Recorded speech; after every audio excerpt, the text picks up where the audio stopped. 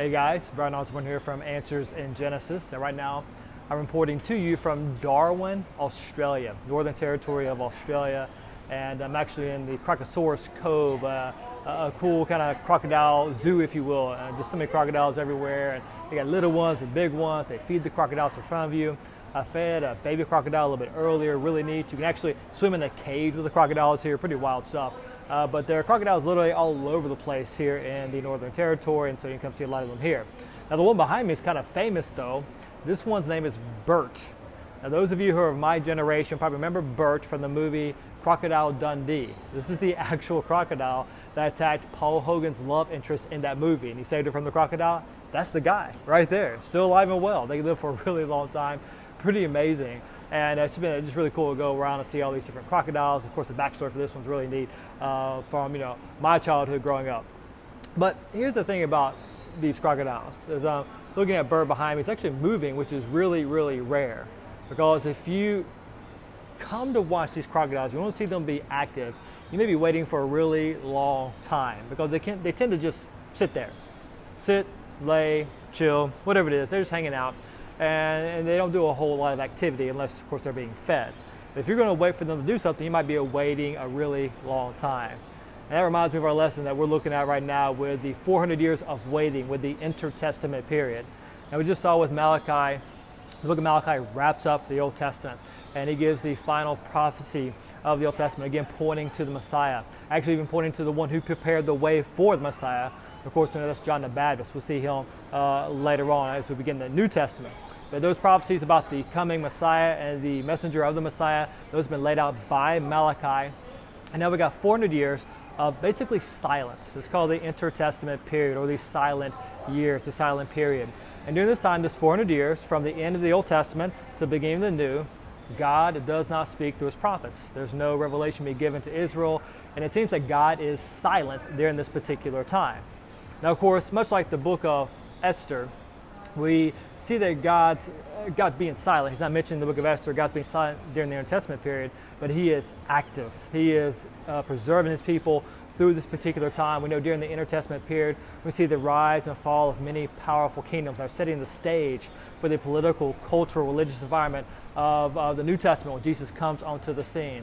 But God is active, preserving his people through this trying time, through many trials. He still preserves them as a people, not because they're awesome, but because he is awesome. And from that nation will come his Messiah, which all the Old Testament is pointing to.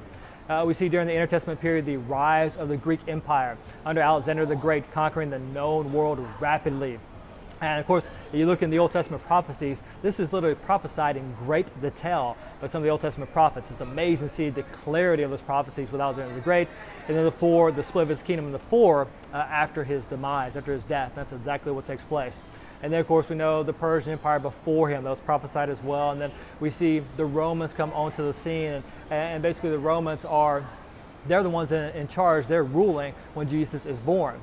But that history, and there's so much more to the New Testament period, you see some in the lesson, but that history sets the stage for the New Testament. We see there with the Greek Empire, they had Hellenized the known world, and Greek became the common language of the day. And so a lot of people knew the Greek language, and of course the New Testament is written in Greek, and later on the Old Testament is translated into Greek. So after Christ, when the church is on the scene, they've had access to all of the scriptures translated into Greek, which is the language they understood. Because of the Hellenization of the world that started with Alexander the Great. And then when the Romans come onto the scene, they are, of course, conquering the world and building many roads and trade routes, and this really sets the stage for it. After Christ dies, buries, and rises again from the grave, and the church is born, all these roads, all these trade routes open the way for the gospel to rapidly spread literally all over the world very, very quickly. In a real sense, God was paving the way for the gospel with the Romans. That's a terrible pun. It wasn't really intended, but there you go anyway, right? And so we see that even though God is being silent during these silent years, he's still very much active. His fingerprints are all over the Intertestament period, setting the stage for the coming messenger who prepares the way for the Messiah and for the Messiah himself. And so we can look at this and just remember, as we look throughout history, whether it's the history of our lives, the history of our nation we live in, the history of the world, we know that God is sovereign. He moves in the hearts of men and the hearts of kings. He works through nations to bring about his desired goals at just the right time. And at just the right time, Christ steps into history. Just as was foretold throughout the Old Testament, is fulfilled right there in the New Testament. This is leading up to that. God is setting the stage for this culmination of all of history. So let's be a reminder to us that God's timing is always perfect. It may seem slow to us, but it's not. It is perfect. Now the crocodile, that's slow. He's not doing much of anything, all right? But God's timing is never slow. It is absolutely perfect. And at just the right time, Christ was born. The Messiah is revealed at God's perfect timing, fulfilling all those Old Testament prophecies at just the perfect time. We can trust the timing of God in history of the world, in history of the nation, in history of our lives. We can trust what God is doing through all of history for his glory and our good. So I hope you guys enjoyed Bert Behind Me, and I'll talk to you later on.